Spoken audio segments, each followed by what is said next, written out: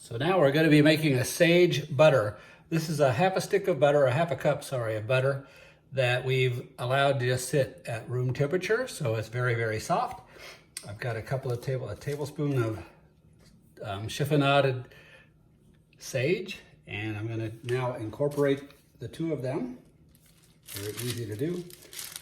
Got a piece of wax paper to work on so nothing sticks.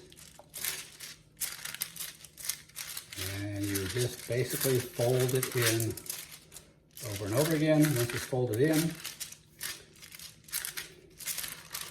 try to get it as uniform as you can. We're going to form it back into a basic log, and then we will put it in the freezer to harden it up a bit. You can then slice it to put it on top of steak, potatoes. Sage butter is awesome, whatever you decide to put it on.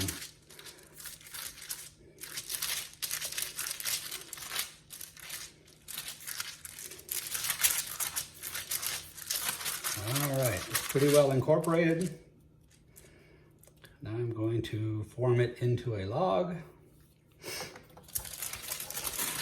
Not so different than what it was when we started.